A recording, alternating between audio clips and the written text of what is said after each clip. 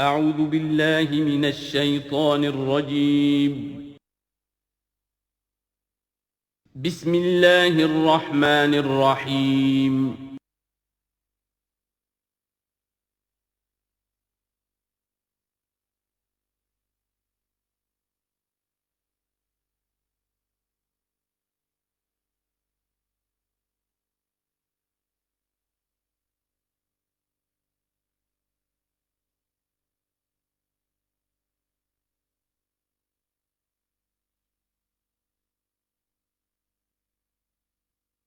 اعوذ باللہ من الشیطان الرجیم بسم اللہ الرحمن الرحیم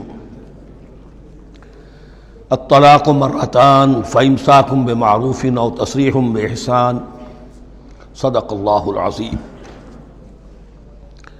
پچھلی نشست میں جو مضامین آئے تھے ان میں سے ایک کے بارے میں مجھے احساس ہوا کہ میں نے ایک بات شروع کی تھی لیکن نامکمل رہ گئی۔ آیت الاختلاف کے بارے میں نے عرض کیا تھا کہ وحدت ادیان کے فلسفے کا ایک جز صحیح ہے، ایک غلط ہے۔ صحیح جز کی وضاحت تو ہو گئی کہ یہ تمام جتنے بھی دنیا میں مذاہب ہیں اور دین ہیں یہ سب اسی دین حق سے نکلی ہوئی شاخیں ہیں۔ دین حق سے پگڈنڈیاں مڑی ہیں، صراط مستقیم سے پگڈنڈی مڑی ہے، کوئی بہت دور نکل گئی اور اس کا یوں سمجھیے کہ پہچانی ہوئی صورت بھی پہچانی نہیں جاتی، اتنی دور ہو گئی کہ اس کا اس دین حق کے ساتھ اب کوئی رشتہ نظر ہی نہیں آتا۔ کچھ اتنے دور نہیں ہوئے، قدرے قریب رہے، لیکن سب کی بنیاد ایک ہے۔ ظاہر بات ہے کہ حضرت آدم کی نسل سے بات شروع ہوئی ہے، حضرت آدم کی اولاد ایک ہی امت تھی، یہ تفرقے جو بھی ہوئے بعد میں ہوئے ہیں۔ تو وحدت ادیان اس اعتبار سے صحیح ہے کہ دنیا میں تمام ادیان، تمام نظام، تمام مذاہب جو ہیں وہ در حقیقت ایک ہی دین حق کی بگڑی ہوئی شکلیں ہیں، بدلی ہوئی شکلیں ہیں، لیکن اسی سے نکلی ہوئی شاخیں ہیں جنہوں نے شکلیں اپنی بدل لی ہیں۔ غلط حصہ یہ کہ اب جو یہ سب کچھ موجود ہے ان کو ایک کہنا یہ جہالت ہے۔ اب ان کو ظاہر بات ہے کہ ان کی شکلیں اتنی ہو چکی ہیں مختلف ایک دوسرے سے، اور اتنی ان میں تحریفات ہو چکی ہیں، اتنا تغیر و تبدل ہو چکا ہے کہ اب ان کو ایک کہنا موجودہ شکل میں یہ در حقیقت فتنہ ہے اور جہالت ہے۔ دوسری بات جو آخری مضمون آیا تھا 28ویں رکوع میں، دیکھیے اس کی ایک تمہید ہے، وہ سمجھ لیجئے انسانی تمدن کا اہم ترین اور بنیادی ترین مسئلہ کیا ہے۔ تمدن کا ایک ہے انسانی زندگی کا مسئلہ۔ انسانی زندگی کا سب سے بڑا پہلا مسئلہ وہی ہے کہ جو حیوانی زندگی کا بھی ہے، اپنی مادی ضروریات، پیٹ کھانے کو مانگتا ہے، سب سے پہلے یہی ہے، اس میں کوئی شک نہیں۔ لیکن اس کے بعد جب دو انسان ملتے ہیں اور اس سے تمدن شروع ہوتا ہے، اس کا سب سے بڑا مسئلہ ہے انسان کی شہوت۔ اللہ نے دو جنسیں بنا دی ہیں، مرد ہیں، عورت ہیں، اور ان دونوں کے درمیان تعلق سے نسل آگے چلتی ہے۔ اب اس معاملے کو کیسے ہارنس کیا جائے، کیسے منظم کیا جائے، یہ جذبہ بہت پوٹنٹ ہے۔ جو فرائڈ نے کہا ہے، بس وہ یوں سمجھیے کہ ذرا زیادہ مرچ مسالہ لگا دیا، ورنہ اس میں کوئی شک نہیں کہ یہ بہت ہی پوٹنٹ جذبہ ہے انسان کا۔ انسٹنکٹ جو ہے، سیکس کا انسٹنکٹ، وہ بہت مضبوط ہے، بہت قوی ہے۔ لیکن جو شے جتنی قوی ہو اتنا ہی اسے پھر، جو گھوڑا جتنا منہ زور ہو اتنا ہی اس کو لگام دینا جو ہے وہ آسان نہیں ہوتا، اس کے لیے پھر مشقت کرنی پڑتی ہے۔ تو اب اگر تو اس سیکس کو اوپن کر دیا جاتا، کھلا سیکس، فری سیکس، آج کل یہ لفظ استعمال ہوتا ہے، فری سیکس، کیوس ہوتا، تمدن میں فساد ہو جاتا۔ اس کے لیے شادی کا معاملہ کہ ایک عورت کا ایک مرد کے ساتھ رشتہ رہے، سب کو معلوم ہو کہ یہ اس کی بیوی ہے، یہ اس کا شوہر ہے، تاکہ اس طریقے سے نسب کا معاملہ بھی چلے اور ایک خاندانی ادارہ وجود میں آئے۔ ورنہ تو خاندانی ادارہ بس کیسے وجود میں آئے گا؟ فری سیکس میں تو خاندانی ادارہ وجود میں آ ہی نہیں سکتا۔ تو شادی کا، نکاح کا یہ رشتہ جو ہے یہ اللہ تعالیٰ نے اختیار کیا اور یہ انسانوں کو سکھایا۔ اب اس میں مرد اور عورت کیا بالکل برابر ہیں؟ اس سے بڑی حماقت کوئی نہیں، اس لیے کہ کسی بھی ادارے کے دو برابر کے سربراہ نہیں ہو سکتے۔ اتنی موٹی بات ہے کہ اگر آپ کسی ایک محکمے کے دو ڈائریکٹر بنا دیں، بات غلط ہو جائے گی، خراب ہو جائے گی۔ ایک ڈائریکٹر، مینیجنگ ڈائریکٹر، دوسرے 10 ڈائریکٹر بنا دیجیے آپ، لیکن اوپر ایک ہوگا، جنرل مینیجر ایک ہوگا، ڈپٹی مینیجر 10 رکھ دیجیے۔ ہر ادارے میں اگر نظم قائم کرنا ہے تو ایک اوپر ٹاپ پر ہونا چاہیے۔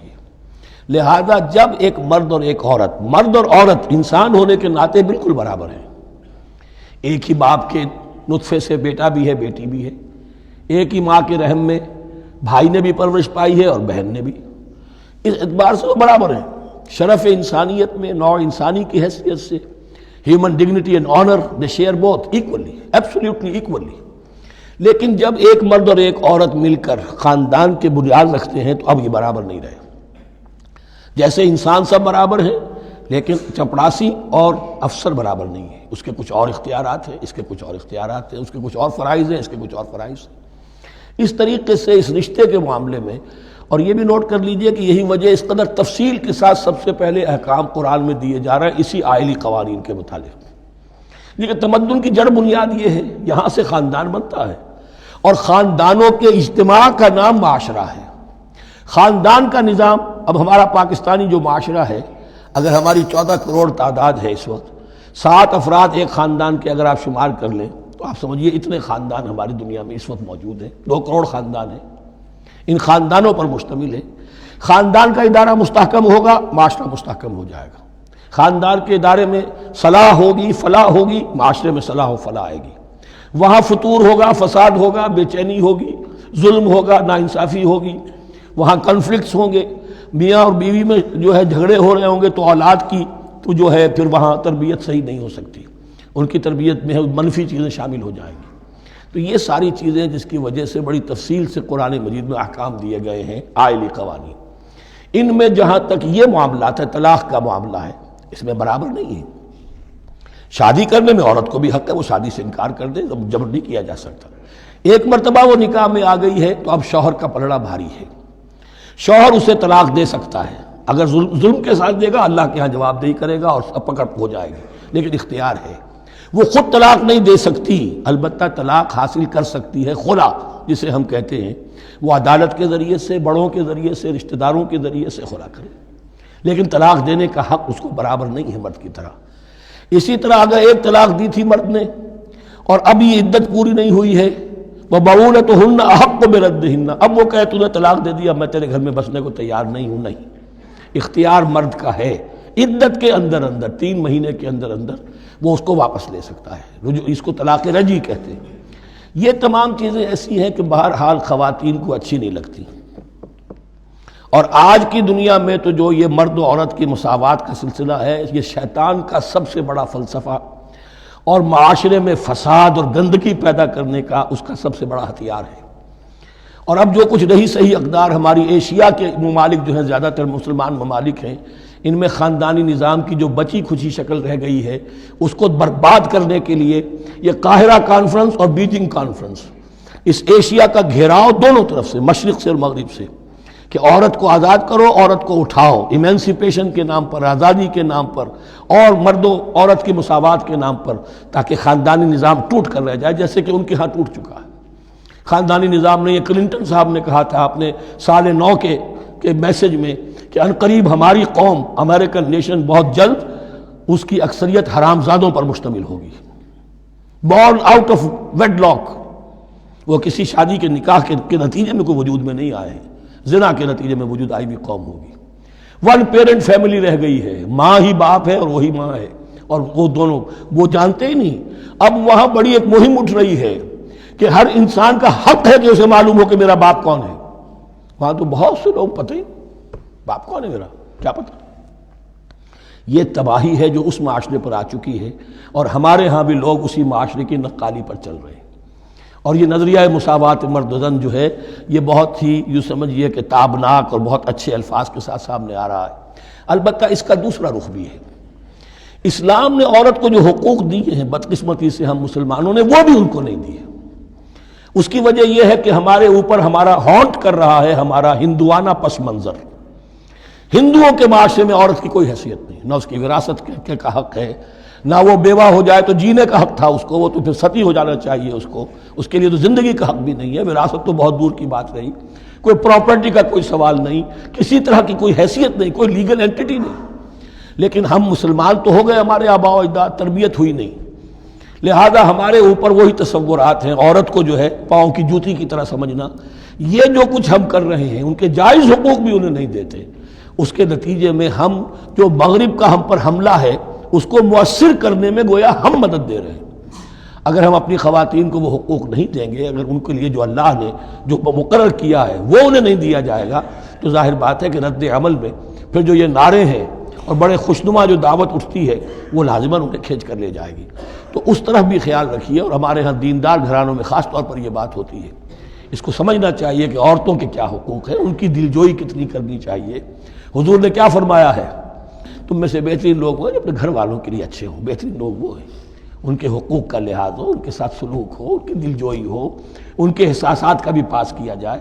البتہ جہاں شریعت کا اور دین کا معاملہ آ جائے، نتھنگ ڈوئنگ، سیدھی سیدھی بات، یہ تلوار کی طرح آپ ننگے ہو جائیں اس وقت کہ یہ معاملہ دین کا ہے، اس میں میں تمہاری کوئی رعایت نہیں کر سکتا۔ ہاں میرے معاملات کے اندر جو بھی تم چاہو میں نرمی کروں گا، یہ ہو سکتا ہے۔ بس اس کو ذہن میں رکھیے، یہ کڑوی گولی ہے۔ وَلَهُنَّ مِثْلُ الَّذِي عَلَيْهِنَّ بِالْمَعْرُوفِ وَلِلرِّجَالِ عَلَيْهِنَّ دَرَجَةٌ۔ اب درمیان کے الفاظ کو تو جدید جو ہمارے ہیں دانشور وہ لے لیتے ہیں، اوپر کا نہیں دیکھتے کہ بَعُولَتُهُنَّ أَحَقُّ بِرَدِّهِنَّ، برابری کہاں رہی؟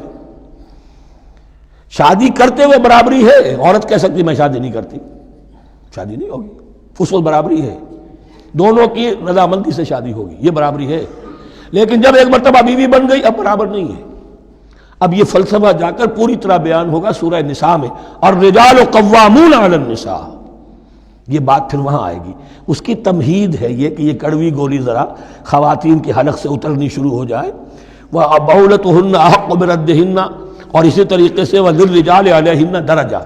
البتہ اللہ نے جو ذمہ داریاں عورت کے حوالے کی ہیں، جس طرح کے اس کے فرائض ہیں ویسے ہی اس کے حقوق بھی ہیں، یہ ہے جو بات کہی جا رہی، لَهُنَّ مِثْلُ الَّذِي عَلَيْهِنَّ بِالْمَعْرُوفِ۔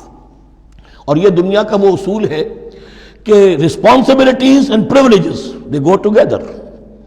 کہیں آپ کا اگر ذمہ داری زیادہ تو حقوق اور اختیارات بھی زیادہ ہوں گے، ذمہ داری بہت ڈال دی، حقوق و اختیارات اتنے ہیں نہیں، آپ ذمہ داری ادا نہیں کر سکتے۔ جہاں ذمہ داری کم ہوگی وہاں حقوق و اختیارات بھی کم ہوں گے، یہ دونوں چیزیں پروپورشنیٹ چلتی ہیں۔ اب چلیے آگے، مجھے اندیشہ ہے کہ میں نے خاصا وقت اس میں لگا دیا۔ الطلاق مرتان، طلاق دو مرتبہ ہے، یعنی ایک شوہر کو دو مرتبہ طلاق دے کر اور رجوع کر لینے کا حق ہے۔ ایک دفعہ طلاق دی اور عدت کے اندر رجوع کر لیا، ٹھیک ہے، پھر طلاق دی اور عدت کے اندر رجوع کر لیا، ٹھیک ہے، تیسری مرتبہ طلاق دی، اب رجوع نہیں کر سکتا۔ الطلاق مرتان، دو مرتبہ ہو سکتا ہے۔ فَإِمْسَاكٌ بِمَعْرُوفٍ أَوْ تَسْرِيحٌ بِإِحْسَانٍ، اب اس کے بعد فیصلہ کرو، یا تو روکو اس کو اپنے گھر میں تو وہ بھی نیکی کے ساتھ، بھلائی کے ساتھ، تنگ کرنے کے لیے نہیں، پریشان کرنے کے لیے نہیں، اور تسریح بِإِحْسَان، یا رخصت کر دینا ہے اچھے بھلے طریقے سے، بھلے مانسوں کی طرح خوبصورتی کے ساتھ، روکو تو بھلائی کے لیے، اور اگر رخصت کرنا ہے تو خوبصورت انداز میں۔ وَلَا يَحِلُّ لَكُمْ أَن تَأْخُذُوا مِمَّا آتَيْتُمُوهُنَّ شَيْئًا، اور تمہارے لیے ہرگز جائز نہیں ہے کہ جو کچھ تم نے انہیں دیا تھا اس میں سے کچھ بھی واپس لو، جو بھی تم نے انہیں مہر دیا تھا اس میں سے کچھ واپس نہیں لے سکتے جب تم طلاق دے رہے ہو۔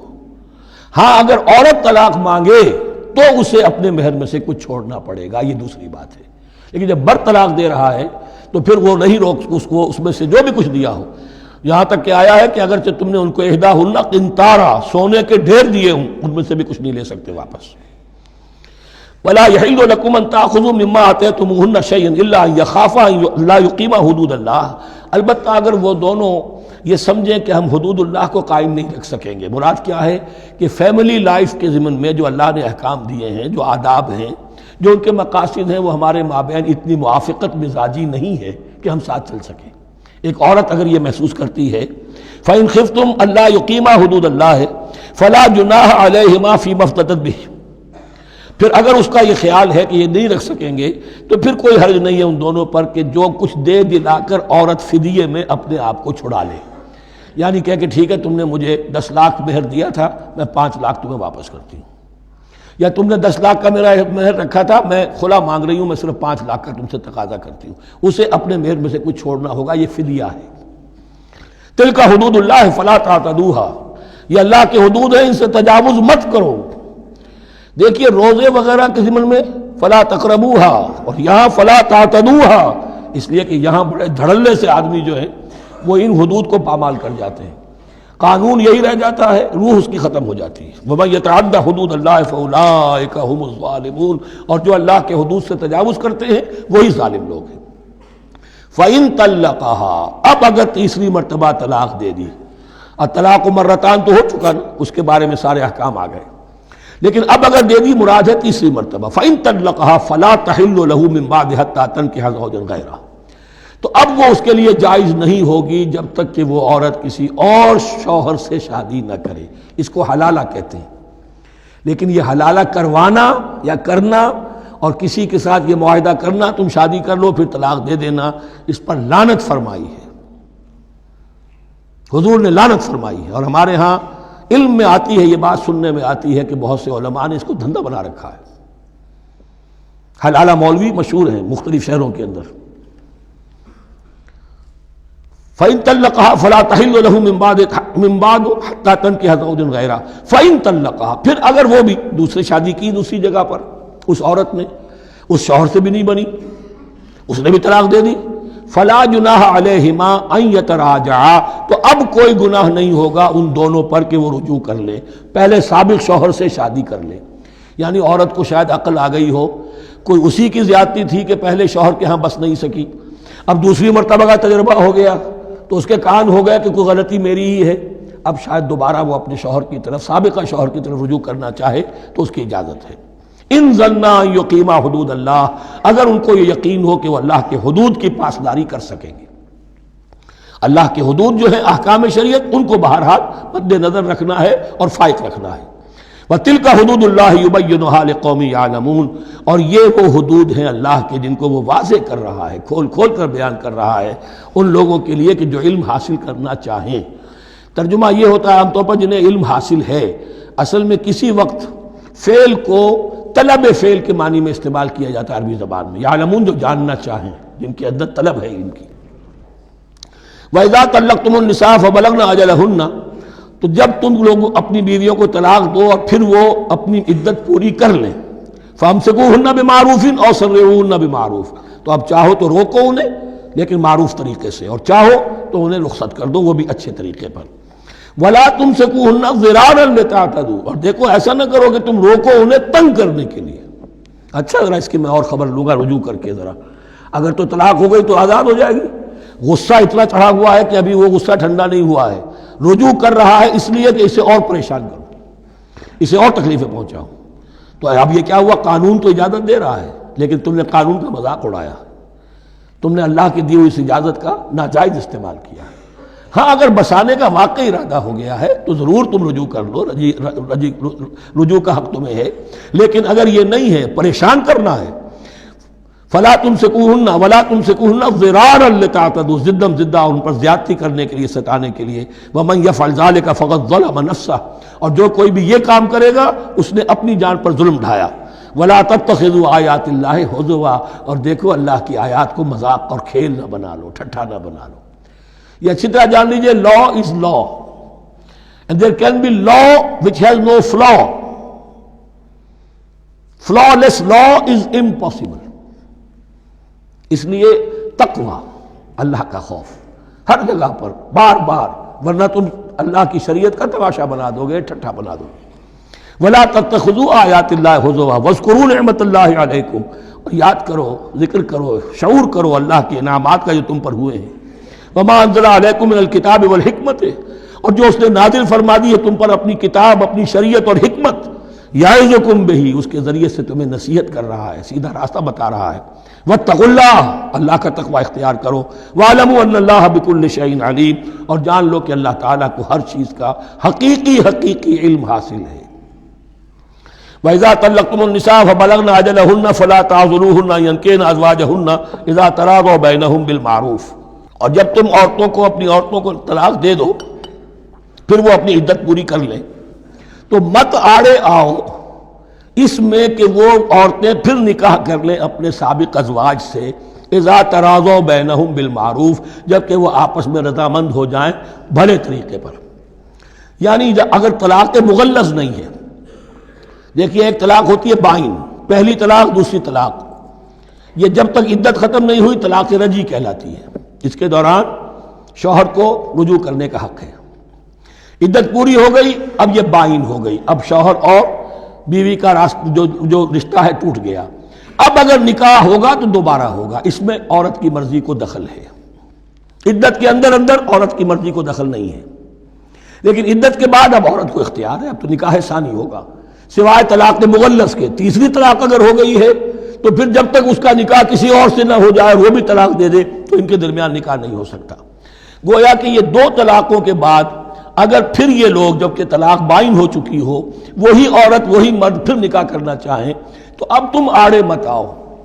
ہوتا کیا ہے، عورت کے بھائی ہیں، اب انہیں غصہ چڑھا ہوا، اس بدماش نے یہ کچھ کیا تھا، اس نے تمہیں ایسے ایسے ستایا تھا، اس نے یہ کیا تھا، اب تمہیں ہم شادی نہیں کرنے دیں گے اس کے ساتھ۔ نہیں، یہ کام تمہارا نہیں ہے۔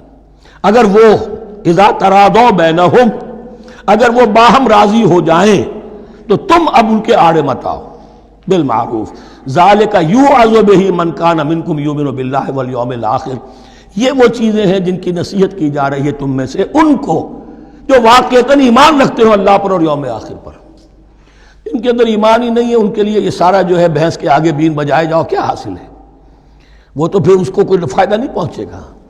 ذالک یوعظ بہ من کان منکم یؤمن باللہ والیوم الآخر ذالکم ازکی لکم واطہر، یہ طریقے جو ہیں تمہارے لیے زیادہ پاک ہیں، زیادہ عمدہ ہیں۔ واللہ یعلم وانتم لا تعلمون، اللہ جانتا ہے تم نہیں جانتے۔ اپنی عقل کو مقدم نہ رکھو، یہ اللہ کا علم ہے، اسی نے عورت کو بنایا، اسی نے مرد کو بنایا، اسے مرد بھی عزیز ہے عورت بھی عزیز ہے۔ الخلق عیال اللہ، حضور نے فرمایا تمام مخلوق اللہ کے کنبے کے مانند ہے۔ اللہ کو تو اپنا ہر انسان مرد ہو یا عورت ہو محبوب ہے، پسندیدہ ہے، اس کی تخلیق ہے، اس کا شاہکار ہے، لیکن یہ کہ وہ جانتا ہے کہ عورت کے کیا حقوق ہونے چاہیے، مرد کے کیا ہونے چاہیے۔ لہذا واللہ یعلم وانتم لا تعلمون والوالدات یرضعن اولادہن حولین کاملین، اور والداؤں کے لیے، ماؤں کے لیے ضروری ہے کہ وہ اپنی اولاد کو 2 سال دودھ پلائیں پورا۔ اور یہ خاص طور پر یہاں تذکرہ ہو رہا ہے جب طلاق کا مسئلہ ہو۔ اب طلاق ہو گئی، شوہر تو علیحدہ ہو گیا، شوہر کہتا ہے بھائی میرا بچہ تو میرا ہے، قانوناً تو اولاد شوہر کی ہوتی ہے، لیکن تم اسے دودھ پلاؤ، تو 2 سال تک وہ عورت انکار نہیں کر سکتی، دودھ پلائے گی۔ لمن اراد ان یتم الرضاعہ، جو شخص چاہے کہ یہ رضاعت پوری کروائے اپنی سابقہ مطلقہ بیوی سے۔ وعلی المولود لہ رزقہن وکسوتہن بالمعروف، لیکن اس عرصے کے لیے جس کی وہ اولاد ہے یعنی شوہر جو سابق ہے، اس کے ذمے ہے اس کا رزق اور اس کا لباس، جسے ہم نان نفقہ کہتے ہیں۔ 2 سال اگر اس نے دودھ پلانا ہے اس ماں نے، مطلقہ ماں نے اپنے طلاق دینے والے شوہر کے بیٹے کو یا بیٹی کو، تو اب اس عرصے کے دوران اس کا نان نفقہ اس کے ذمے ہے، باپ کے ذمے ہے، بالمعروف، بڑے طریقے سے۔ یعنی یہ کہ ایسا نہ ہو کہ ہے تو کروڑ پتی لیکن اب وہ اس کو بیوی کو مطلقہ کو وہ دینا چاہے نان نفقہ اپنی خادماؤں کی طرح کا، نہیں، وہ ہونا چاہیے معروف طریقے پر۔ لا تکلف نفس الا وسعها، کسی پر ذمہ داری نہیں ڈالی جاتی مگر اس کی وسعت کے مطابق۔ لا تضار والدۃ بولدہا، نہ تو تکلیف پہنچائی جائے والدہ کو اپنے بچے کی وجہ سے، ولا مولود لہ بولدہ، نہ جس کا وہ اولاد ہے، جس کا وہ بیٹا یا بیٹی ہے یعنی باپ، نہ اس کو تکلیف پہنچائی جائے۔ کوئی لا ضرر ولا ضرار، حضور کی حدیث ہے، دونوں کے ساتھ منصفانہ سلوک کیا جائے۔ وعلی الوارث مثل ذلک، اب فرض کیجئے وہ شخص جو تھا طلاق دینے والا وہ تو مر گیا، تو وارث کے ذمے، اس کا جو وارث ہے اس کے ذمے نان نفقہ رہے گا، اس کے اپنے مرحوم والد کی اگر اولاد اس کی کسی مطلقہ بیوی کے پاس ہے 2 سال تک دودھ پلانے کے لیے۔ فَإِنْ أَرَادَا فِصَالًا، اب یہ بھی ہو سکتا ہے کہ وہ دونوں جو ہے کہے کہ سب میں تو دودھ نہیں پلاتی، یا یہ کہ وہ شوہر چاہے ان تراض منہما، دونوں راضی ہو جائیں کہ میں دودھ نہیں پلواتی، آپ دودھ چھڑوا دیجئے، وتشاور، آپس میں رضامندی اور مشورے سے، فلا جناح علیہما، اس میں بھی کوئی حرج نہیں۔ اگر دودھ چھڑوانا چاہیں، وہ کسی اور سے دودھ پلوانا چاہتے ہیں، کوئی دایا رکھ لی ہے اس سے دودھ پلوانا چاہتا ہے، ٹھیک ہے، لیکن ہونا چاہیے جبر نہ ہو، ماں پر جبر نہ ہو۔ ان تراض منہما، دونوں کی رضامندی سے، وتشاور، اور مشورے سے، فلا جناح علیہما، تو پھر ان دونوں پر کوئی حرج نہیں ہے۔ وَإِنْ أَرَدْتُمْ أَن تَسْتَرْضِعُوا أَوْلَادَكُمْ فَلَا جُنَاحَ عَلَيْكُمْ، اگر تم چاہو کسی اور سے اب دودھ پلوانا، رضاعت کروانا، تو اس میں بھی کوئی حرج نہیں۔ فَلَا جُنَاحَ عَلَيْكُمْ إِذَا سَلَّمْتُمْ مَا آتَيْتُمْ بِالْمَعْرُوف، جبکہ ان کی ماں، اس کی ماں کو تم دے چکو جو کچھ کہ تم نے طے کیا تھا معروف اور بھلے طریقے پر. واتقوا اللہ، اور اللہ کا تقوی اختیار کرو. واعلموا ان اللہ بما تعملون بصیر، اور جان لو کہ جو کچھ تم کر رہے ہو اللہ اسے دیکھ رہا ہے. والذین یتوفون منکم ویذرون ازواجا، اور وہ کہ جو تم میں سے وفات پا جائیں اور وہ چھوڑ جائیں بیویاں. یتربصن بانفسہن، اب یہ عدت جو تھی ایک تھی طلاق کی عدت، وہ 3 ماہواریاں آ جانا، 3 مہینے اندازن، اور ایک ہے جو فوت ہو گیا. اور بیوہ کی عدت کیا ہے؟ والذین یتوفون، جو تم میں سے وفات دے دیے جائیں، منکم تم میں سے، ویذرون ازواجا، پیچھے بیویاں چھوڑ گئے ہوں، یتربصن بانفسہن 4 اشہر وعشرا، وہ روکے رکھیں اپنے نفسوں کو 4 مہینے اور 10 دن. 4 مہینے 10 دن تک ایک جو بیوہ عورت ہے وہ کوئی اور نکاح نہیں کر سکتی. 4 مہینے 10 دن. فَإِذَا بَلَغْنَ أَجَلَهُنَّ، اور جب وہ اپنی اس مدت تک پہنچ جائیں، یعنی پوری ہو گئی مدت عدت کی، فَلَا جُنَاحَ عَلَيْكُمْ فِي مَا فَعَلْنَ فِي أَنفُسِهِنَّ، تو تم پر کوئی گناہ نہیں ہے اس معاملے میں جو وہ اپنے بارے میں کریں. اب وہ آزاد ہے، نکاح کر سکتی ہیں. اب تم روکنا چاہو، ہماری ناک کٹ جائے گی، یہ بیوہ بیٹھ نہیں سکی، اس سے رہا نہیں گیا، نہیں، غلط بات، تمہارا کوئی اختیار نہیں. لا جناح علیکم فیما فعلن فی انفسہن بالمعروف، کرے نیک طریقے سے، بھلے طریقے سے، شریعت کے مطابق، قواعد شریعت کے مطابق، تو تمہارا اختیار نہیں ہے کہ روکو. واللہ بما تعملون خبیر، اور جو کچھ تم کر رہے ہو اللہ اس سے باخبر ہے. ولا جناح علیکم فیما عرضتم به من خطبۃ النساء واکننتم فی انفسکم، اب یہ انہی بیواؤں کا ذکر ہو رہا ہے. تم پر کوئی حرج نہیں ہے کہ جو تم اشارے میں کوئی بات و پیغام دینا چاہو کسی بیوہ کو، اشارے کنائے میں، لیکن یہ کہ اس میں عدت کے دوران نکاح تو نہیں ہو سکتا. اشارے کنائے میں یہ کچھ بات کہی جا سکتی ہے کہ مجھے دلچسپی ہے، شاید میں کوئی بھی طریقہ اختیار کیا جائے. او اکننتم فی انفسکم، یا اپنے دلوں میں چھپائے رکھو، تو اللہ کو کوئی اعتراض نہیں. اس میں یہ کہ ظاہر بات ہے کہ ایک آدمی علم اللہ انکم ستذکرونہن، اللہ کے علم میں ہے تمہیں ان کا خیال تو آئے گا ہی. آخر یہ عورت تھی، بیوہ ہو گئی ہے، اب میں اس سے شادی کر سکتا ہوں، آپ کو رغبت ہے اس کی طرف نکاح کی، تو اب کوئی آدمی سوچے میرے دل میں خیال آ رہا ہے بیوہ کے بارے میں، میں تو گناہ گار ہو گیا، میرا دل گناہ گار ہو گیا، نہیں، یہ قانون فطرت ہے. علم اللہ انکم ستذکرونہن، اللہ کے علم میں ہے ان کا خیال تو تمہیں آئے گا ہی. ولیکن لا تواعدوہن سرا، لیکن ایسا نہ کرو کہ ان سے معاہدہ کر لو خفیہ، طے ہو جائے، بات پکی ہو جائے. سرا الا ان تقولوا قولا معروفا، سوائے اس کے کہ کوئی معروف بات کہہ دی جائے جس سے انہیں اشارہ مل جائے، بس. ولا تعزموا عقدۃ النکاح حتی یبلغ الکتاب اجلہ، اور مت باندھو گراہ نکاح کی جب تک کہ قانون شریعت اپنی مدت پوری نہ کر لے، یعنی عدت جب تک پوری نہ ہو جائے. اب یہاں دیکھیے حتی یبلغ الکتاب، کتاب سے مراد شریعت، قانون شریعت. کتاب سے مراد یہاں کیا ہے کہ جو بھی قانون آ چکا ہے کتاب کے اندر، 4 مہینے 10 دن کے بعد نکاح اس سے پہلے نہیں ہوگا. وَاعْلَمُوا أَنَّ اللَّهَ يَعْلَمُ مَا فِي أَنفُسِكُمْ فَاحْذَرُوهُ، اور جان لو کہ اللہ خوب جانتا ہے جو تمہارے دلوں میں ہے، پس اس سے ڈرو، اس کی پکڑ سے بچو. وَاعْلَمُوا أَنَّ اللَّهَ غَفُورٌ حَلِيمٌ، اور یہ بھی جان لو اللہ غفور بھی ہے، بخشنے والا بھی ہے. وہ خطا ہو گئی ہے، استغفار کرو، توبہ کرو، اللہ معاف فرمائے گا. اور حلیم ہے، وہ فوراً نہیں پکڑتا بلکہ ڈھیل دیتا ہے، مہلت دیتا ہے، اگر چاہو تو تم توبہ کر لو. لا جناح علیکم ان طلقتم النساء ما لم تمسوهن او تفرضوا لهن فریضہ، تم پر کوئی گناہ نہیں ہے کہ تم ایسی بیویوں کو طلاق دے دو کہ جن کو نہ تو تم نے اب تک چھوا ہو اور نہ ان کے لیے مہر مقرر کیا ہو.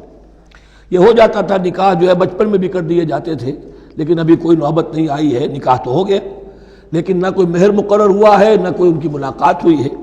تو اگر ایسا کرو گے تو تم طلاق دے سکتے ہو. وَمَتِّعُوهُنَّ، لیکن شرافت کا تقاضا یہ ہے کہ جو لڑکی تم سے منسوب رہی ہے، اب اگر وہ رشتہ توڑ رہے ہو تو اسے کچھ دے دلا کر، اسے کچھ نہ کچھ متاع، کچھ سامان دنیاوی دے کر. مَتِّعُوهُنَّ عَلَى الْمُوسِعِ قَدَرُهُ وَعَلَى الْمُقْتِرِ قَدَرُهُ، جو وسعت والا ہے، جس کو کشائش حاصل ہے، غنی ہے، وہ اپنی حیثیت کے مطابق، اور جو تنگ دست ہے وہ اپنی حیثیت کے مطابق. متاع بالمعروف، اور یہ ساز و سامان دینا جو ہے یہ بھی بھلے انداز میں ہو، ایسا نہ ہو جو خیرات دی جا رہی ہو. حقاً علی المحسنین، یہ حق ہے محسنین پر، یہ سمجھے کہ ہم پر اللہ تعالیٰ کی طرف سے عائد کردہ یہ ذمہ داری ہے۔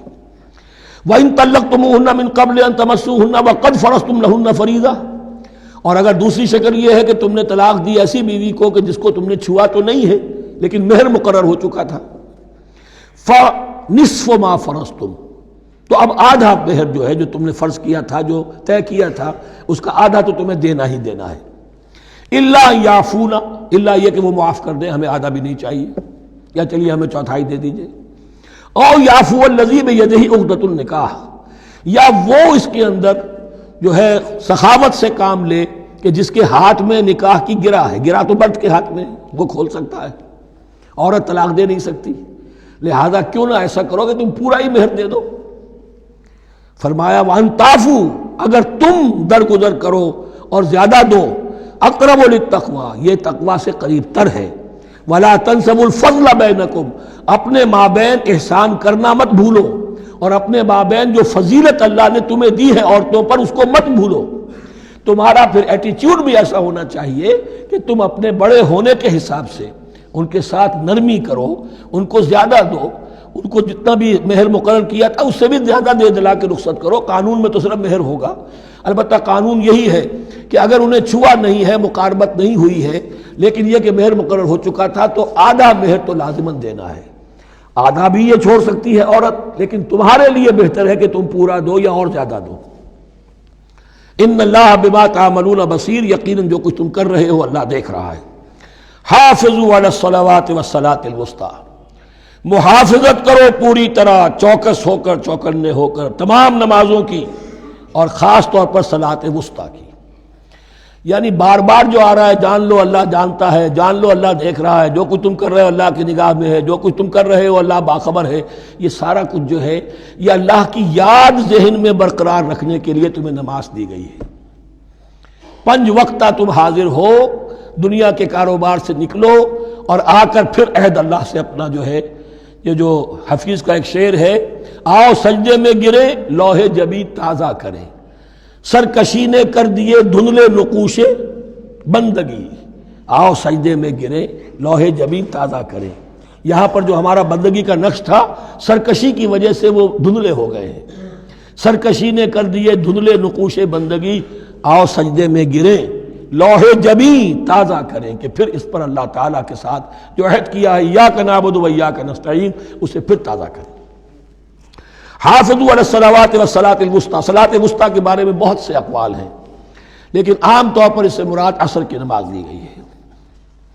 دن میں 2 نمازیں اس سے پہلے ہیں، فجر ہے، ظہر ہے، 2 پھر بعد میں ہے، مغرب ہے، عشاء ہے۔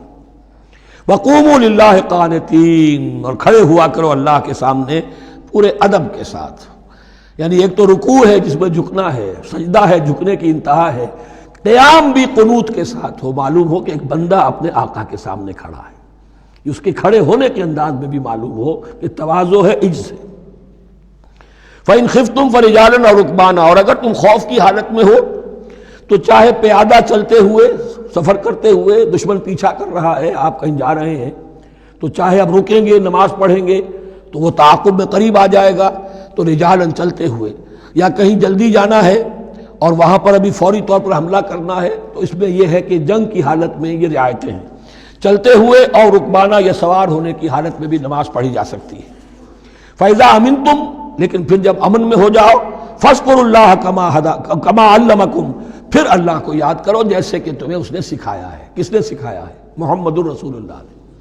صلوا كما رأيتموني اصلي، نماز پڑھو جیسے کہ تم مجھے دیکھتے ہو میں نماز پڑھتا ہوں۔ وہ ہے اللہ کا سکھایا ہوا، اس لیے کہ یہ بھی ثابت ہے روایات سے کہ حضرت جبرائیل نے آ کر حضور کو نماز پڑھائی ہے، 2 دن پڑھائی ہے۔ ایک دن 5 نمازیں اول وقت میں پڑھائیں، دوسرے دن 5 نمازیں آخری وقت میں پڑھائیں، اور بتا دیا کہ ان نمازوں کا وقت ان اوقات کے دوران ہے۔ تو معلم جو ہے حضور کے نماز کے معاملے میں حضرت جبرائیل ہے، اور اب حضور جو ہے پوری امت کے لیے معلم ہے۔ فَإِذَا أَمِنْتُمْ فَاذْكُرُوا اللَّهَ كَمَا عَلَّمَكُم مَّا لَمْ تَكُونُوا تَعْلَمُونَ، جو کہ تم نہیں جانتے تھے اللہ نے تمہیں سکھایا ہے۔ وَالَّذِينَ يُتَوَفَّوْنَ مِنكُمْ وَيَذَرُونَ أَزْوَاجًا، اور پھر دوبارہ لوٹ کر معاملہ آ رہا ہے بیواؤں کا، اور جو لوگ تم میں سے وفات دے دیے جائیں اور وہ چھوڑ جائیں پیچھے بیویاں، وصیۃ لازواجہم متاعا الی الحول غیر اخراج، تو ان کی بیویوں کے لیے وصیت لازماً، اپنی بیویوں کے لیے وصیت لازماً کریں 1 سال تک کے لیے نان نفقے کی، اور بغیر اس کے کہ انہیں گھروں سے نکالا جائے۔ اب یوں سمجھیے اس کو، ایک شخص فوت ہوا ہے، 4 بیویاں ہیں، ایک کے ہاں اولاد تھی، بیٹا تو اسی کا ہے، باقی 3 تو اس کی جو ہیں سوتیلی مائیں ہیں۔ ایک ماں کو تو وہ اپنی ماں سمجھ کر اس کی خدمت کرے گا، باقی 3 کو لائبلٹی سمجھے گا۔ تو فرمایا ایسا نہ ہو کہ فوراً نکال دو کہ جاؤ اپنا راستہ لو، جس سے تمہاری شادی تھی وہ گیا۔ 1 سال کے لیے انہیں گھر سے نہ نکالا جائے اور ان کا نان نفقہ دیا جائے۔ لیکن یہ بھی اصل میں تھا وصیت کا، جب یہ جو قانون آئے گا وراثت کا تو اس سے پہلے کے لیے، جیسے کہ والدین کے لیے کہا گیا تھا وصیت کرو، ایسے بیویوں کے لیے بھی کرو۔ جب ان کا حق آ گیا، اس لیے کہ شوہر مر گیا ہے تو بیوی کا حق ہے اس کی وراثت میں، بیوی مر گئی ہے شوہر کا حق ہے اس کی وراثت میں، تو وہ تو وراثت کے اندر حق معین ہو گیا، تو اب یہ وصیت کی ضرورت نہیں۔ اور اسی طرح 1 سال کا نفقہ نہیں ہے، اب نفقہ جو ہے وہ صرف عدت کے دوران کا ہے، جو ہم اس سے پہلے پڑھ چکے ہیں۔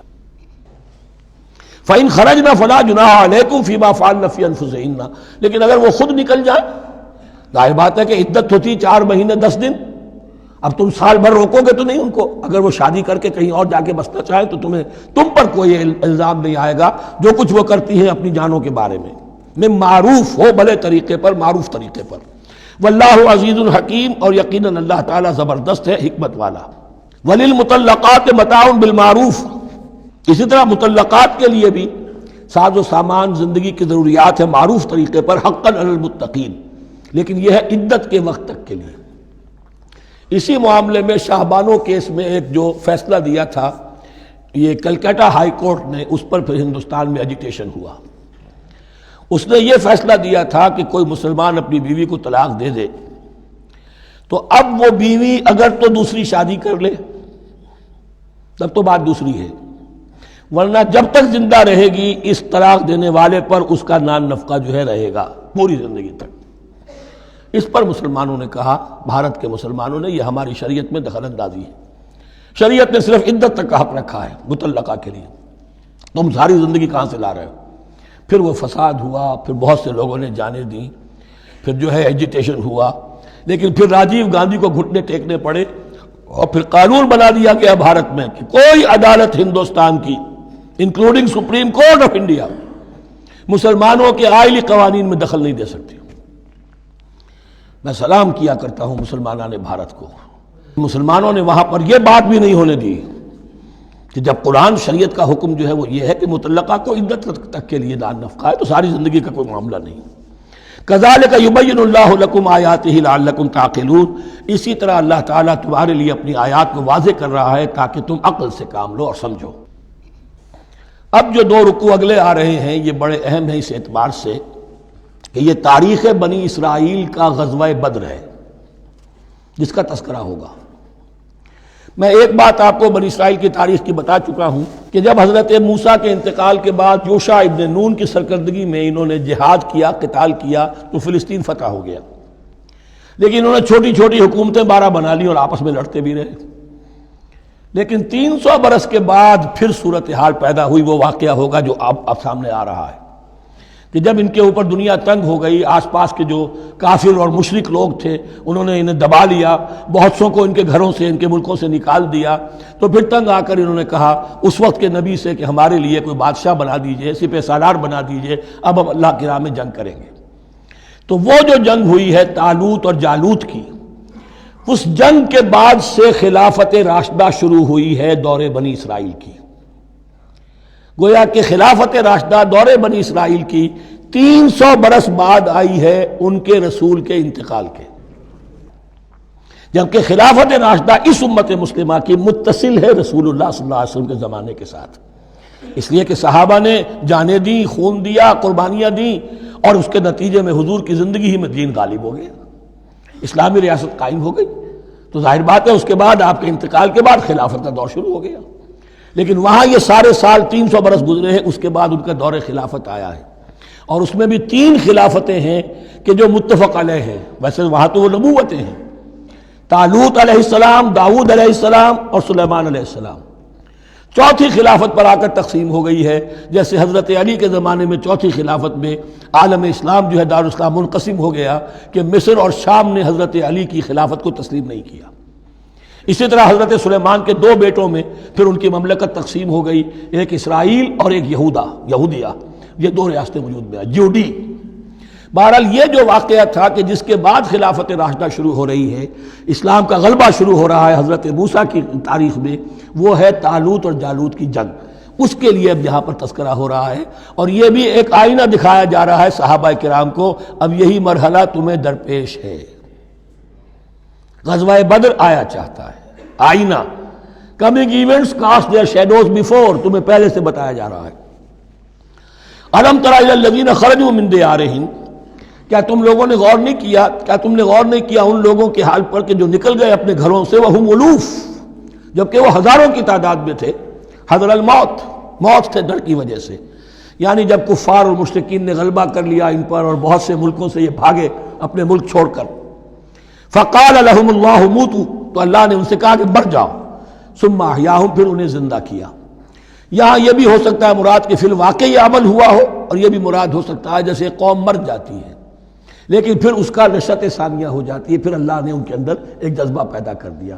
یعنی یہاں پر مرنا اور احیاء جو ہے وہ معنوی ہو، روحانی ہو، اخلاقی ہو، وہ بالفعل جسدی نہ ہو، لیکن اللہ کے اختیار سے باہر نہیں، اس کی قدرت میں ہے، سب کو مار کر بھی دوبارہ جلا سکتا ہے۔ ان اللہ لذو فضل علی الناس ولکن اکثر الناس لا یشکرون، اور یقیناً اللہ تعالیٰ تو اپنے بندوں پر بڑا فضل کرتا ہے، لیکن اکثر لوگ جو ہے شکر نہیں کرتے، ناقدری کرتے ہیں اللہ کے احسانات کی۔ لیکن اب وہ غزوہ بدر جو ہے ان کا سابقہ امت مسلمہ کا، اس کا حال بیان کرنے سے پہلے مسلمانوں سے گفتگو ہو رہی، اس لیے کہ ہے تو ساری ان کے لیے، ان کی ہدایت کے لیے۔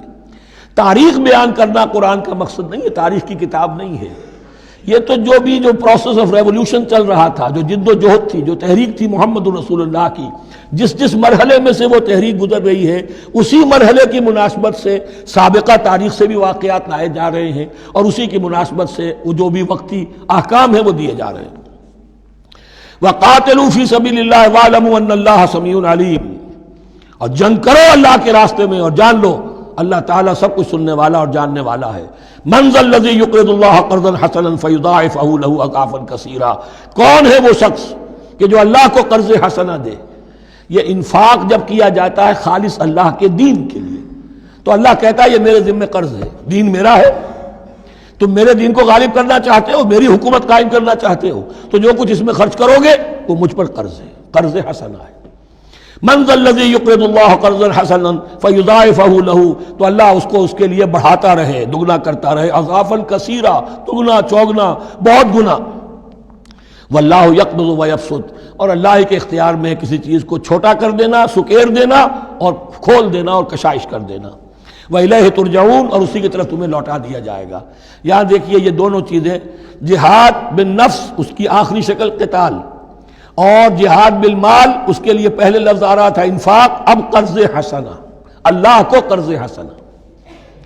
الم تر الی الملأ من بنی اسرائیل من بعد موسیٰ، کیا تم نے غور نہیں کیا موسیٰ کے بعد بنی اسرائیل کے سرداروں پر، ملا من بعد موسیٰ، اذ قالوا لنبی لہم، جبکہ انہوں نے اپنے نبی سے کہا، یہ تو میں آپ کو حدیث سنا چکا ہوں، کوئی وقت ایسا نہیں گزرا حضرت موسیٰ کے بعد کہ نبی کوئی نہ کوئی موجود نہ رہا ہو، حضرت عیسیٰ تک۔ اس زمانے کے جو نبی تھے ان سے انہوں نے کہا لَهُمْ مُبَعْثْ لَنَا مَلِكًا نُقَاتِلْ فِي سَبِيلِ اللَّهِ، اب ہمارے لیے کوئی بادشاہ مقرر کر دیجئے تاکہ ہم اللہ کی راہ میں قتال کریں، جنگ کریں۔ یہاں بادشاہ سے مراد ہے جو سپہ سالار ہو، نبی ہے تو ظاہر بات ہے کہ نبی کا رتبہ تو بلند رہے گا، لیکن نبی کے تابع ہو کر کوئی شخص کہ جو جنگ کی سپہ سالاری کر سکے اس کو نامزد کر دیجئے۔ قال هل عصیتم ان کتب علیکم القتال الا تقاتلوا، جو نبی تھے یہ سیموئیل نبی تھے، سموئیل، یہ آپ اولڈ ٹیسٹمنٹ میں پڑھیں گے سیموئیل نبی۔ انہوں نے کہا کہ اس کا بھی اندیشہ ہے کہ جب جنگ فرض کر دی جائے اللہ تقاتلوا، پھر تم جنگ نہ کرو، یعنی ابھی تو بڑے تمہارے دعوے ہیں، بہادری دکھا رہے ہو، بڑا جوش و خروش ہے، کہیں ایسا تو نہیں ہوگا کہ ادھر سے میں اللہ تعالیٰ سے اجازت بھی لوں جنگ کی اور تمہارے لیے کوئی سپہ سالار یا بادشاہ بھی بنا دوں اور پھر تم جنگ سے کرنی کترا جاؤ۔ قالوا وما لنا الا نقاتل فی سبیل اللہ، ان کا کیسے ممکن ہے کہ ہم اللہ کی راہ میں قتال نہ کریں؟ وقد اخرجنا من دیارنا وابنائنا، جبکہ ہمیں نکال دیا گیا ہمارے گھروں سے اور ملکوں سے اور اپنے بیٹوں سے، یعنی ان کی اولاد کو تو انہوں نے غلام بنا لیا، ان کی عورتوں کو بانیہ بنایا، اب یہ تو نکلے ہوئے ہیں اپنے ملکوں سے خوف سے بھاگے ہوئے۔ فلما کتب علیہم القتال، تو جب ان پر وہ جنگ فرض کر دی گئی، تولوا الا قلیلا منہم، تو پیٹھ پھیر گئے سب کے سب سوائے کچھ لوگوں کے۔ یہ گویا کہ تنبیہ کی جا رہی ہے، مسلمانوں تم بھی بہت کہتے رہے ہو کہ حضور ہمیں جنگ کی اجازت ملنی چاہیے، ہم کب تک یہ ظلم سہیں گے، لیکن ایسا نہ ہو دیکھو اب جب جنگ کا حکم آئے، اب پڑھ چکے ہم وہ آیت کتب علیکم القتال وہو کرہ لکم، اب اچھی نہیں لگ رہی جنگ، جان تو پیاری ہے، تو اب دکھا دیا گیا وہاں بھی یہ ہوا۔ واللہ علیم بالظالمین، اور اللہ ایسے ظالموں سے خوب باخبر ہے۔ وقال لهم نبیہم، اور ان سے کہا ان کے نبی نے، ان اللہ قد بعث لکم طالوت ملکا، تمہارے لیے اللہ تعالیٰ نے طالوت کو بادشاہ مقرر کیا ہے۔ ان کا نام تورات میں آیا ہے سول یا ساؤل، SAUL۔ اب یہ سمجھ میں نہیں آتا، ہو سکتا ہے کہ اصل نام ساؤل ہو، لیکن چونکہ وہ بہت قداور تھے، طول قداور، اس لیے ان کا ایک صفاتی نام ہو طالوت۔ قرآن مجید نے صفاتی نام لیا ہے کہ وہ بہت قداور تھے۔ قالوا انا یکون لہ الملک علینا، اب انہوں نے کہا کیسے ہو سکتا ہے کہ اسے بادشاہت ملے ہمارے اوپر، ونحن احق بالملک منہ، ہمیں زیادہ حق حاصل ہے اس کے مقابلے میں کہ ہمیں بادشاہی دی جائے۔ ولم یؤت سعۃ من المال، وہ تو مفلس ہے، اسے تو اللہ نے کوئی زیادہ دولت دی نہیں ہے، کیونکہ ان کے معیار تو یہی تھے، جو دولت مند ہے وہی صاحب عزت ہے۔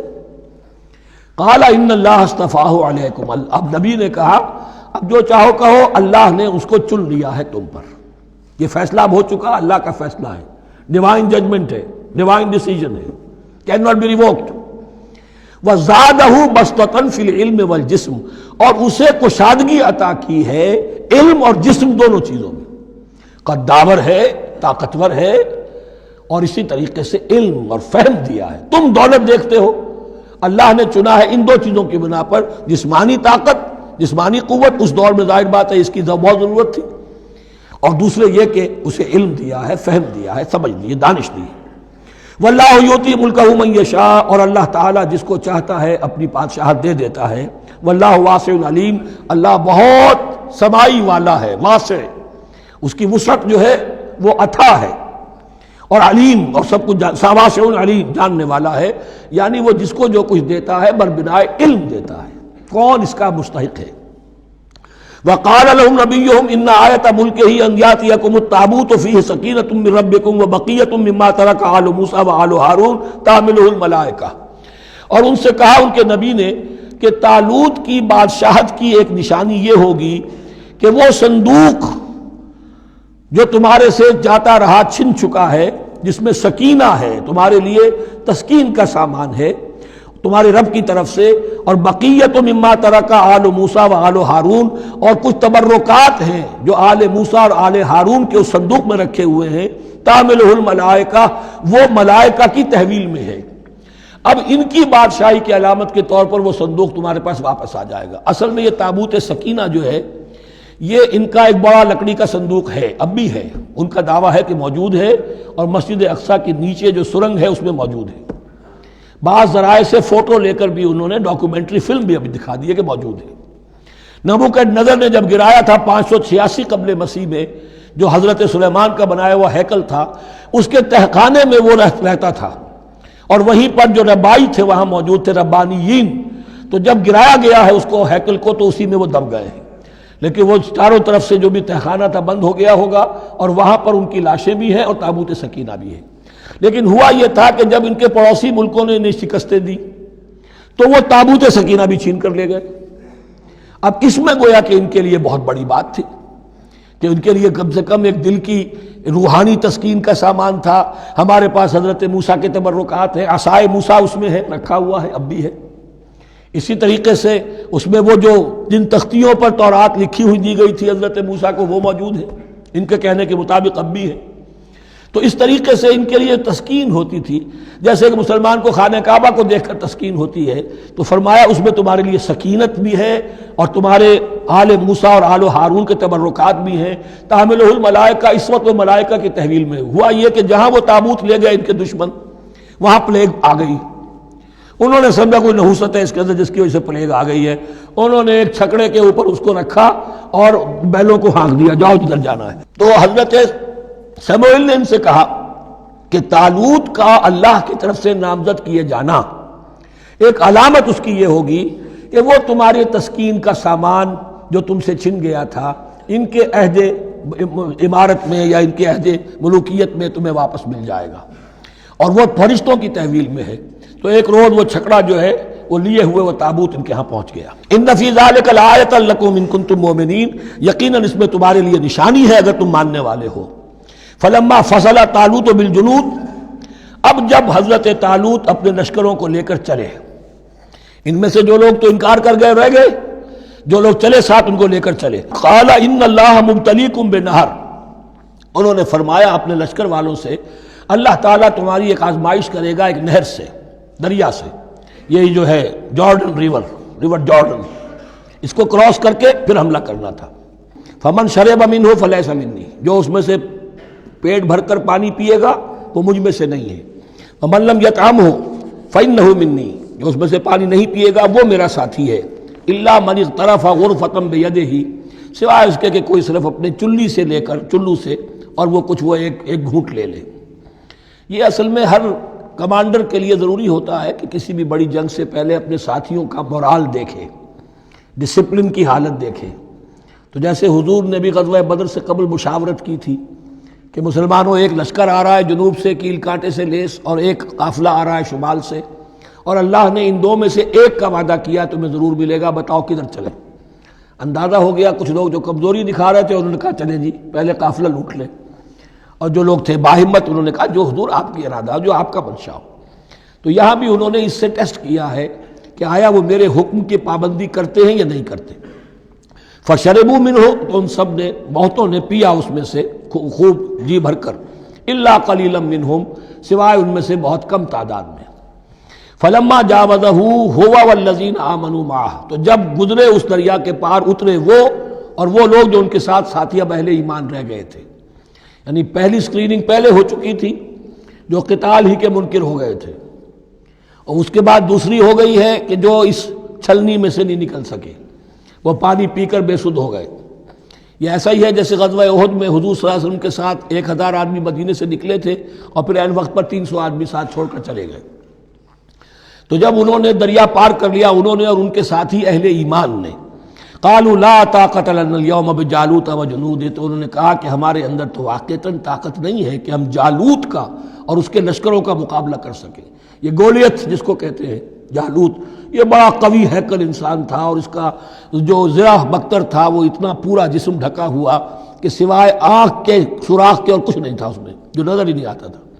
تو اس نے مبارزت کی اور کوئی بھی مقابلے پر نہیں آ رہا تھا۔ قال الذين يظنون انهم ملاقو الله كم من فئة قليلة غلبت فئة كثيرة باذن الله، تو کہا ان لوگوں نے جو یقین رکھتے تھے کہ اللہ سے ملاقات کرنی ہے، کہ کئی مرتبہ ایسا ہوا ہے، کتنی مرتبہ ایسا ہوا ہے کہ چھوٹی جماعت غالب آ گئی ہے بڑی جماعت پر اللہ کے حکم سے، یعنی آگے بڑھو، ہمت کرو، اپنی جو ہے کم ہمتی کا ثبوت نہ دو، اللہ تعالیٰ کی نصرت سے، اللہ کی مدد سے تمہیں فتح حاصل ہو جائے گی۔ واللہ مع الصابرین، اللہ تو صابروں کے ساتھ ہے۔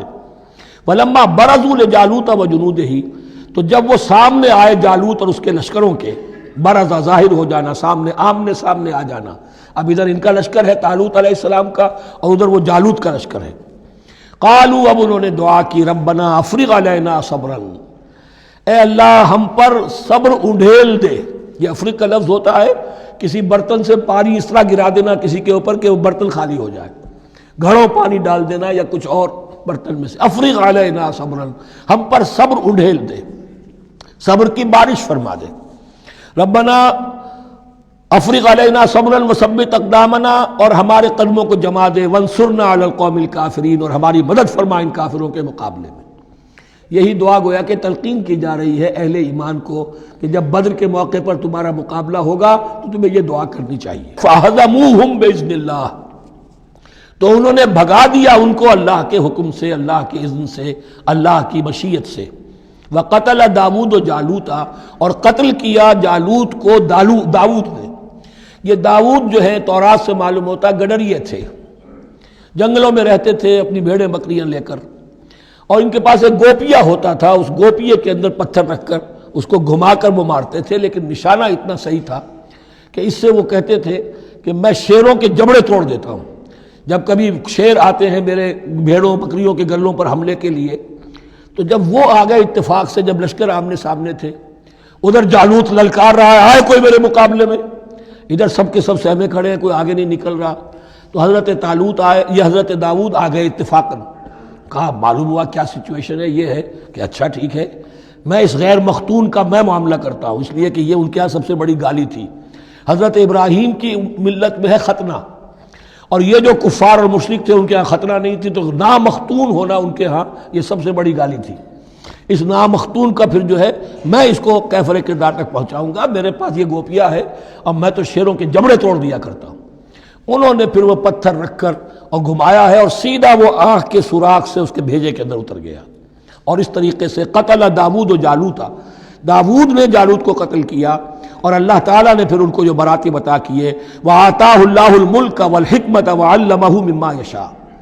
ایک تو یہ کہ طالوت علیہ السلام نے اپنی بیٹی کا نکاح ان سے کر دیا، داماد ہو گئے، اور پھر انہی کو وارث بنایا، یہ بادشاہ ہوئے. اللہ نے ان کو ہی ملک دیا، حکومت دی، بادشاہت دی، دی نبوت بھی دی.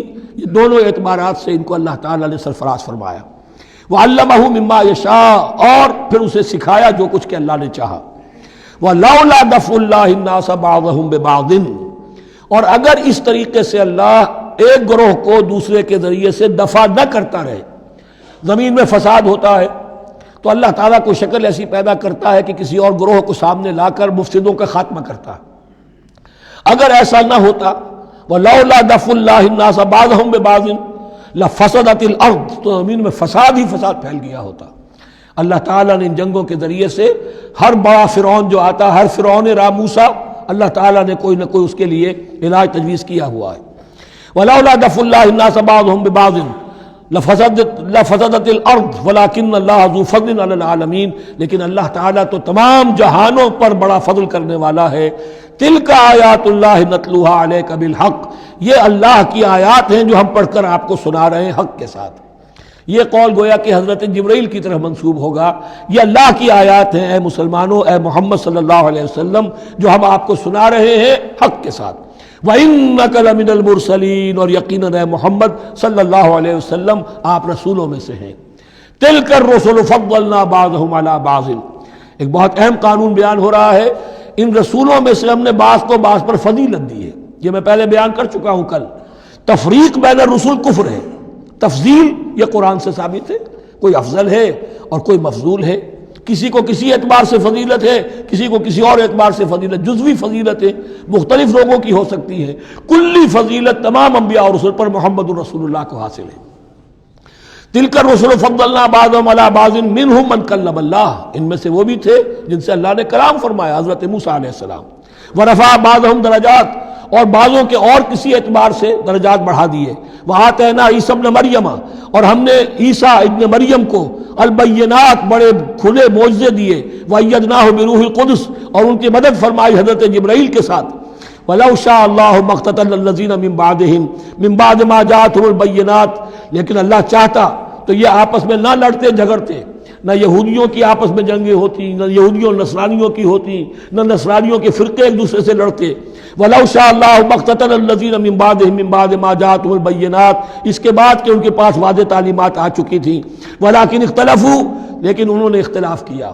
فَمِنْهُمْ مَنْ آمَنَ وَمِنْهُمْ مَنْ كَفَرَ، ان میں وہ بھی ہیں جو ایمان لے آئیں گے اور ان میں وہ بھی ہیں جو کفر پر اڑ گئے ہیں. وَلَوْ شَاءَ اللَّهُ مَا اقْتَتَلُوا، اگر اللہ چاہتا ان پر لازم کر دیتا، یعنی جبرن تکوینی طور پر، تو اختلاف نہ کرتے، جھگڑتے نہ. وَلَٰكِنَّ اللَّهَ يَفْعَلُ مَا يُرِيدُ، لیکن اللہ تو کرتا ہے جو چاہتا ہے.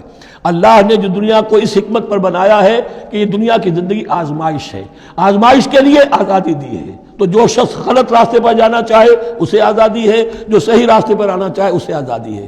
بارک اللہ لی و لکم فی القرآن العظیم ونفعنی وإیاکم بالآیات والذکر الحکیم۔